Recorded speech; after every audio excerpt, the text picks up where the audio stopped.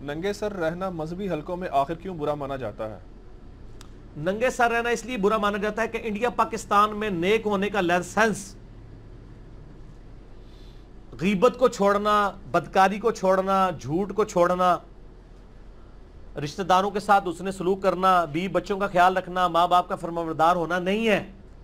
نیک ہونے کا سرٹیفکیٹ ایک سونی سی داڑھی، خوبصورت سی پگڑی، کرتا، شلوار ٹخنوں سے اوپر ہے، پاویں کام چوک کے رکھو، یہ سرٹیفکیٹ ہے۔ میرا یوٹیوب پہ کلپ ہے، انڈیا پاکستان بنگلہ دیش کے دو فتنے، ایک شکل کا فتنہ، گیٹ اپ کا فتنہ، اور دوسرا جذباتی فتنہ، تو صحیح نعرہ مار لے بڑا پکا مومن ہے، یہ فتنہ ہے۔ جبکہ صحیح مسلم میں حدیث ہے اللہ تمہاری شکلوں اور مال کو نہیں دیکھتا، دلوں اور اعمال کو دیکھتا ہے۔ آپ دیکھیں ایک داڑھی منڈا شخص ممبر پہ خطبہ دے نا تو لوگ کہتے ہیں یارے کیڑا چڑھ گئے، اور ایک داڑھی والا جو جھوٹ بولتا ہو، مسجد چندہ بھی چوری کرتا ہو، جھوٹی روایتیں بھی بیان کرتا ہو، لوگوں کو بے دینیت اور شرک بھی سکھاتا ہو، غلط دین سکھا رہا ہو، اس کے پیچھے لوگ نماز پڑھتے ہیں کیونکہ اس کے پاس داڑھی اور پگڑی کا سرٹیفکیٹ ہوتا ہے۔ حالانکہ جھوٹ بولنا داڑھی مڈانے سے بہت بڑا گناہ ہے، لیکن چونکہ جھوٹ بولنا اللہ کے نزدیک بڑا گناہ ہے اور داڑھی مڈانا اس لیول کا بڑا گناہ عوام کے نزدیک ہے۔ ویسے تو مرد کے لیے داڑھی فرض ہے، میرا تو یوٹیوب پہ کلپ بھی ہے، لیکن جھوٹ اور داڑھی کو کمپیئر کریں تو جھوٹ بولنا گناہ کبیرہ بہت بڑا، اس پہ وعید ہے، وہ نظر نہیں آتی۔ تو سر اس لیے سر ڈھانپنا مذہبی حلقے میں سمجھا جاتا ہے کیونکہ سرٹیفکیٹ ہے آپ کے پاس۔ آپ قرآن پڑھتے ہیں غلط، ہے بے تے پڑھتے رہے، آپ کیسے نماز ہو جائے گی؟ اگر آپ پاس داڑھی ہے، اور آپ اگر قرات صحیح کریں وہ کہیں گے، اور آپ کے پاس داڑھی نہیں ہے تو نماز نہیں ہوگی، وہ یہ کہتے ہیں۔ حالانکہ مسلم شریف میں صرف امامت کی 4 شرائط ہے۔ نمبر 1 قرآن کا علم، چلے علم میں ہم صرف قرات ہی کہہ دیتے ہیں، ترجمہ تفسیر تو کسی کو نہیں آتا، جڑے عام چھڑے امام نے ان کتنے پتہ ہے۔ دوسرا سنت کا علم، تیسرا اس میں بھی برابر ہوں تو ہجرت میں جو پہلے ہے یعنی سینئر مسلمان، سینئر مسلمان عمر میں نہیں، جو ویسے سینئر ہو، جو جلدی یعنی دین پہ پریکٹسنگ ہو، اور چوتھے نمبر پہ اگر اس میں بھی برابر ہے پھر عمر میں جو بڑا ہے۔ فقہ حنفی میں 2 شرائط اور بھی ہیں، بڑی گندی گندی، میں بیان نہیں کروں گا کیونکہ فیمیلز نے بھی دیکھنا ہوتا ہے، لیکن یہ اب آپ کی ذمہ داری ہے کہ آپ نے پوچھنا ہے کہ فقہ حنفی میں اس کے بعد جو 2 گندی گندی شرائط ہیں وہ کون سی ہیں، تاکہ آپ کو کم از کم پتہ چلے کہ مسلم شریف کیا کہتی ہے اور آپ کی فتاوی عالمگیری شریف اور در مختار شریف کیا فرماتی ہے۔ تو وہ ہم چھوڑ دیتے ہیں، لیکن ہنٹ دینا ہماری ذمہ داری ہے۔ اور جب وہ آپ کو 2 شرائط بتائیں نا تو جو امام بتا رہا ہو نا اس میں بھی وہ 2 شرطیں آپ نے خود چیک کرنی ہے، وہ پھر ہماری مسلم شریف والی شرط پہ ہی آ جائے گا۔ ٹھیک ہوگا جی؟ تو یہ اس لیے گیٹ اپ کا فتنہ تو ہے۔ اچھا علی بھائی اگلا سوال ہے، اپنے علاقے اور ملک کو چھوڑ کر دوسرے ملکوں میں جا کر تبلیغ کرنا کیا یہ درست ہے؟ یہ میرے بھائی مجھے پتا ہے اس سوال کے اندر سے کیا سمیل آ رہی ہے۔ جو بیچارے اپنے جیب سے مال خرچ کے اتنی تکلیف اٹھا کے اپنے ملک کے اندر بھی تبلیغ کرنے کے لیے جا رہے ہیں، تبلیغی جماعت والے ادھر جاتے ہیں تو مولوی کی تیکھیاں سنتے ہیں، وہ عوام کی تیکھیاں سنتے ہیں، یار وہ دین کے لیے قربانی کر رہے ہیں۔ آپ کا مولوی تو تنہا لے کے جمعہ پڑھا رہا ہے نا، اور تبلیغی جماعت والا بیچارہ اپنی جیب سے خرچ کے دوسرے شہر میں آ کے آپ کو تبلیغ کرنے کے لیے آیا ہے۔ آپ کو تو بے تنخواہ ملازم ملے ہوئے ہیں، اللہ کا شکر ادا کریں۔ آپ کے اپنے امام مسجد نے کبھی باہر جا کے محلے میں دعوت نہیں کی ہے کہ یار مسجد میں آؤ، وہ بیچارہ اتنی دور سے چل کے کراچی کا مسلمان رائے ونڈ سے تشکیل کرا کے پشاور والے کو کہہ رہا ہے نماز پڑھو، اور آپ سے پیسے بھی نہیں مانگ رہا۔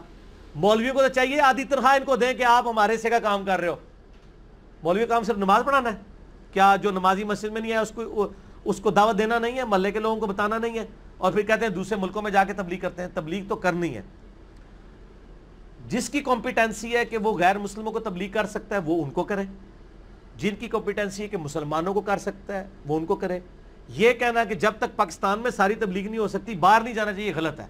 یہ تو اسی طریقے سے ہے کہ نبی صلی اللہ علیہ وسلم کو کوئی کہتا کہ جب تک آپ کے اپنے سارے رشتہ دار کلمہ نہیں پڑھتے ہم نے کلمہ نہیں پڑھنا، تو سر حضور صلی اللہ علیہ وآلہ وسلم کا جو اپنا چچا ہے اس نے تو ابو لہب نے تو کلمہ نہیں پڑھا، تو پھر تو حضرت ابو بکر کو بھی نہیں پڑھنا چاہیے تھا کیا؟ نہیں، ضروری نہیں ہوتی، زور ادھر لگا ہے فائدہ کہیں اور ہو جاتا ہے۔ آپ تبلیغ کا کام ضرور کرنا ہے اور بہت اچھا کام ہے کریں، لیکن میرا مشورہ ہے تبلیغی جماعت والوں کو، ویسے شکر ہے ان کی ڈکلیئرڈ پالیسی ہے کہ صرف مسلمانوں کو دعوت دیتے ہیں، مسلمان تھوڑے تب یہ غیر مسلموں کو دعوت نہیں دیتے، الا ماشاء اللہ کوئی جماعت ہے۔ غیر مسلموں کے پاس وہ لوگ جانے چاہیے جن کو غیر مسلموں کے اعتراضات کا پتہ ہو۔ قادیانیوں کو بھی اسلام کی دعوت وہ دے جن کو قادیانیوں کے اعتراضات کا پتہ ہو، ادروائز آپ کیسے دعوت دے سکتے ہیں؟ قبول ہی نہیں کریں گے، ان کے اپنے وسوسے ہیں وہ سیٹل کرنے ہوں گے، ٹھیک ہوگا۔ اچھا، آپ جب بھی بات کرتے ہیں تبلیغی جماعت کے حوالے سے یا اس میں دعوت کے حوالے سے، تو اس میں تو پھر بریلوی حضرات بھی ایسے ہیں جو کہ وہ نکلتے ہیں ہاں جی، دعوت اسلامی والے بھی ہیں، اور لیکن ان میں اب تنخواہ کا سلسلہ بھی شروع ہو چکا ہے۔ وہ جو لائف ٹائم کے لیے ادھر وقف ہوئے ہیں نا، وہ پیڈ لوگ ہیں زیادہ تر، لیکن ایفرٹ تو کر رہے ہیں نا، ایفرٹ کر رہے ہیں، ہم اس ایفرٹ میں ان کے ساتھ ہیں، لیکن ان کا معاملہ یہ ہے کہ ان کی کافی ساری چیزیں کتاب و سنت کے منافی ہیں عقیدہ توحید کے حوالے سے۔ تو اس لیے میں تبلیغی جماعت کی اس لیے مثال دیتا ہوں کہ تبلیغی جماعت اس وقت دنیا کی سب سے بڑی جماعت ہے مسلمانوں کی۔ یہ نہیں ہے کہ ایک آپ پراپوگنڈا شروع کر دیں اور کسی کو بڑا کریں، نہیں۔ میرا یہ دعویٰ ہے کہ عام دنوں میں رائے ونڈ میں اتنے نمازی نماز پڑھتے ہیں کہ خانہ کعبہ میں اتنے نمازی نہیں ہوتے ہیں، عام دنوں میں، خاص دنوں میں نہیں۔ 1,00,000 کے قریب بندہ نماز پڑھ رہا ہوتا ہے رائے ونڈ میں، اجتماع کے دنوں میں تو زیادہ ہوتا ہے۔ اتنی بڑی کسی مسجد کی گیدرنگ نہیں ہوتی ہے 1,00,000 کے قریب۔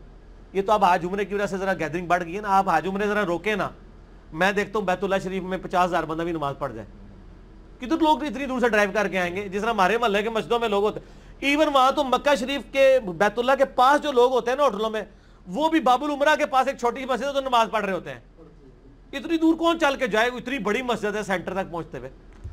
تو سر وہ ان کی چلت پھرت میں 1,00,000 بندہ ہر وقت ہوتا ہے، اتنا بڑا کام اور کسی جماعت کا نہیں ہے، اور بے لوس۔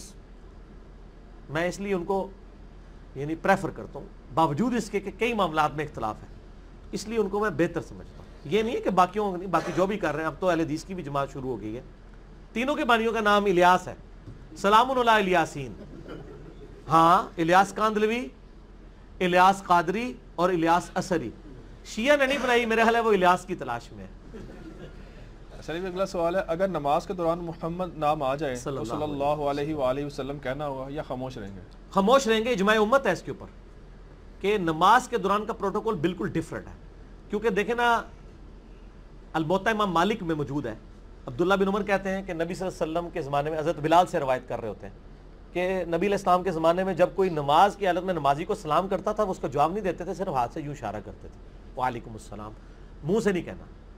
تو درود شریف آپ دل میں پڑھ لیں بغیر زبان کے، وہ ٹھیک ہے، لیکن آپ پہ واجب نہیں ہے۔ اس طرح ایک بندہ ٹوائلٹ گیا ہوا ہے، وہاں پہ اس نے اب درود شریف تو نہیں پڑھنا، نہ پڑھے۔ نماز چونکہ ایک بڑی عبادت ہے، اس کے اندر آپ آلریڈی مشغول ہیں اور درود شریف آ ہی جائے گا، تشہد میں تو آ ہی جائے گا نا۔ اور یہ درود شریف ہے نا، یہ ایک مجلس میں ایک دفعہ پڑھنا ضروری ہے، ہر دفعہ پڑھے بہت افضل ہے۔ کیونکہ مولا علی علیہ السلام نے روایت کی جامعہ ترمذی میں کہ جس کے سامنے میرا ذکر ہو مجھ پر درود شریف نہ پڑھے وہ کنجوس ہے۔ اور مسند احمد میں حدیث ہے، ایسے لوگ جنت میں بھی داخل ہوگے، وہاں بھی ان کو حسرت ہوگی جو بغیر درود شریف پڑھے کسی مجلس سے اٹھ جائے۔ تو ہم اس مجلس میں جب ایک دفعہ درود شریف پڑھ لیتے ہیں نا تو ادا ہو جاتا ہے، باقی ہر دفعہ پڑھے وہ بہت افضل ہے، ٹھیک ہے، ایک دفعہ کم از کم لازمی ہے۔ اور یہاں پہ ایک میں آپ کو بات بتا دوں، فقہ حنفی کا مسئلہ ہے کہ درود شریف کے بغیر بھی نماز مکمل ہے۔ باقی تینوں امام کہتے ہیں جو درود شریف نہیں پڑھے گا اس کی نماز ہی نہیں ہوگی۔ اور یہاں عشق رسول کے سارے ٹھیکیدار وہ ہیں کہ جن کی فقہ کے اندر درود شریف کے بغیر بھی نماز ہو جاتی ہے۔ ہم تو دعائے قنوت کے بعد بھی درود شریف پڑھتے ہیں، سنن نسائی میں حدیث موجود ہے، یہ صحابہ کرام کا عمل تھا۔ درود شریف دعائے قنوت کے بعد بھی پڑھنا ہوتا ہے، نماز جنازہ میں تو خیر سارے پڑھتے ہیں، اور نماز جنازہ میں درود ابراہیمی پڑھنا ہوتا ہے، اور نماز میں تو خیر پڑھتے ہی ہیں۔ تو لیکن درود شریف نماز میں ضروری ہے، کم از کم اللہم صلی علی محمد وعلی آل محمد، یہ ضروری ہے، ٹھیک ہو۔ تو جو قائل نہیں ہے ان کی کیا دلیل ہے؟ وہ آپ ان کی دلیل ہے بزرگ، قرآن و حدیث تو دلیل نہیں ہے۔ تو بزرگ جو لکھ جائیں، چاہے وہ غلطی سے لکھا گیا ہو یا کسی کاتب کی غلطی سے لکھا گیا ہو، وہ اس کو فالو کر رہے ہوتے ہیں، سر وہ اسی طریقے سے چلتے رہتے ہیں، ٹھیک ہو گیا۔ لوح محفوظ